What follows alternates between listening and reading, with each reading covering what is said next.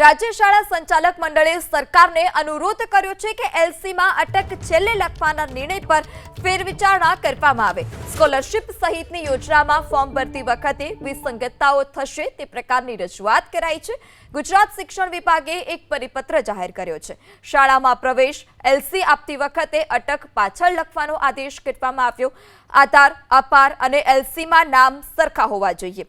અપાર આઈડી બનાવવામાં મુશ્કેલી સર્જાતા નિર્ણય અત્યાર સુધીમાં અટક પહેલા અને નામ પાછળ લખવામાં આવતું હતું।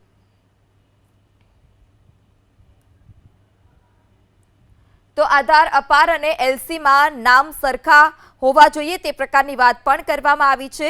અપાર આઈડી બનાવવામાં મુશ્કેલી સર્જાતા આ નિર્ણય કરવામાં આવ્યો છે। હવે નિર્ણય કરવામાં આવ્યો છે કે જે અટક હોય તે અટક પાછળ લખવામાં આવે। અત્યાર સુધીમાં જે અટક હતી તે અટક આગળ લખવામાં આવતી હતી અને ત્યારબાદ જે નામ હોય તે નામ પાછળ લખવામાં આવતું હતું। અને આ સમગ્ર મામલે હવે રાજ્ય શાળા સંચાલક મંડળે સરકારને અનુરોધ કર્યો છે કે એલસીમાં અટક છેલ્લે લખવા માટે ફેરવિચારણા કરવા અનુરોધ કરવામાં આવ્યો। સ્કોલરશિપ સહિતની યોજનાઓમાં ફોર્મ ભરતી વખતે વિસંગતતાઓ થશે તે પ્રકારની પણ રજૂઆત કરવામાં આવી છે। ગુજરાત શિક્ષણ વિભાગે એક પરિપત્ર જાહેર કર્યો છે। શાળાઓમાં પ્રવેશ એલસી આપતી વખતે અટક પાછળ લખવાનો આદેશ કરવામાં આવ્યો। અત્યાર સુધીમાં અટક આગળ લખવામાં આવતી હતી અને નામ પાછળ લખવામાં આવતું હતું, પરંતુ જે હવે વિચારણા છે તે કરવામાં આવી છે કે અટક પાછળ લખવામાં આવશે। રાજ્ય શાળા સંચાલક મંડળના પ્રમુખ ભાસ્કર પટેલ પણ આપની સાથે જોડાઈ ચૂક્યા છે। જે ભાસ્કરભાઈ, જે પ્રકારે માહિતી છે કે અટક હવે પાછળ લખવાની અને નામ આગળ રાખવાનું, કેટલી મુશ્કેલીઓ પડી શકે છે આને લઈ?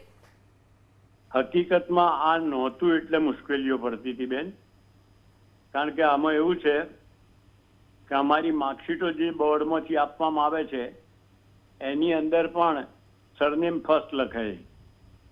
ઇન ધેટ કેસ આજે આધાર આઈડી અને પ્રૂફ ને બધાની અંદર આપણે આધાર કાર્ડમાં જુઓ એટલે એ બધું જોતા આ જરૂરી હતું અને એટલા માટે એનો સુધારો જે થયો છે અને બોર્ડમાં પણ માર્કશીટો 10મા 12માની સુધારવા માટે અમે લેખિત રજૂઆત કરી। જી ભાસ્કરભાઈ, અમારી સાથે વાત કરવા બદલ આપનો આભાર। તો અત્યાર સુધીમાં અટક પહેલા અને નામ પાછળ લખવામાં આવતું હતું, પરંતુ હવે અટક પાછળ લખવામાં આવશે।